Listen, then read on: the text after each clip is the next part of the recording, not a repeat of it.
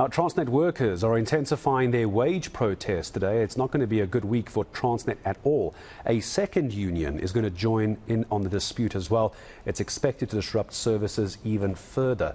At the same time, unions and the company will meet at the CCMA to try and resolve the dispute. Now, to remind you how we got here, Transnet is offering an increase of between 3 and 4%. Workers are demanding 12%. The mining and agricultural sectors have also already warned that billions will be lost in delayed exports. So let's find out where we are this morning as we expect the protest to get underway. And there we can see Nqobile Madlala with some of the protesters in the background. Nqobile, good morning to you. What are they telling you? Well, Gareth, I'm just going to show you what's currently happening behind me so you can have an idea. But these are the workers essentially from Transnet. And what they have said is that they want that 15%, which we are going to be hearing now with the leaders. But this is the morning. Basically, all the harbours that we have been to, we have seen quite a number of people that are protesting, of course, standing outside, not much happening in the harbours. So I'm going to give you a bit of net sound so you can hear.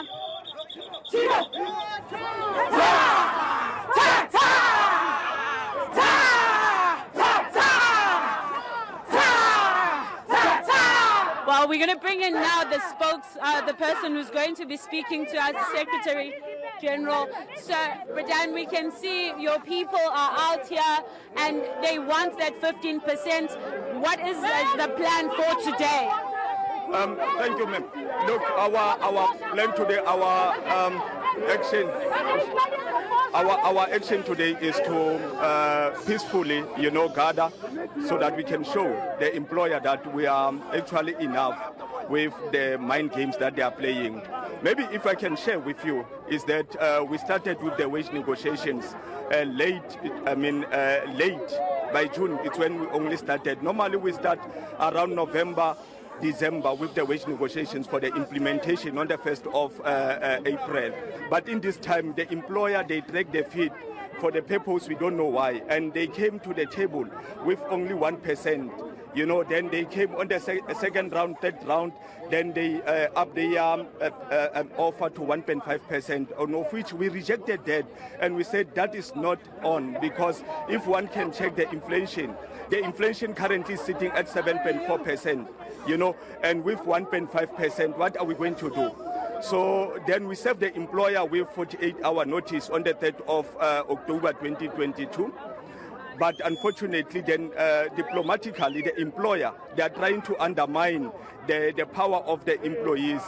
They also undermine or inflate their rights as conferred in Section 23 of the Constitution of South Africa by diplomatically now raising a lot of issues to say our strike is unprotected, Let me ask you, Babkumalo, how much is this 15% that you're asking for?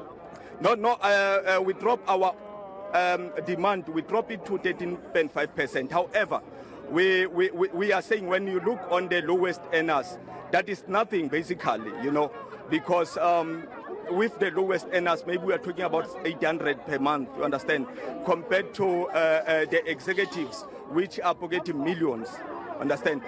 But we are flexible, because being flexible, we are saying if the offer can be aligned to the inflation, anything about the inflation, we are open to can have the discussion and will be able to convince our members. And today you are going to CCMA. I understand there is a sense that is going on in Johannesburg. What is expected today? Look, you'll know that in terms of Section 150 of the Labour Relations Act, so CCMA can intervene. So that is an intervention with the CCMA. But we are hoping that the 3 commissioners that are appointed will be able to speak sense to the parties, especially the employer, so that they come to the table with some offer which will be reasonable to the employees, And I know that you down tools, but if you can just explain to us the sort of impact this is going to have financially, but as well as just the country, because this is where we get quite a number of things coming out of the harbour, as well as quite a number of things being taken from the harbour. Look, ma'am, I think the attitude of our government as well plays part, because this strike, I mean, it will have a negative impact on the economy of South Africa. And we're expecting that Pravin Gordhan, including, the government, they will intervene so that we have the sense. But it shows, the attitude, because their interest is just to privatize Transnet. So it's their plan to collapse the state-owned entities so that they can just buy them cheap, because the value will be down.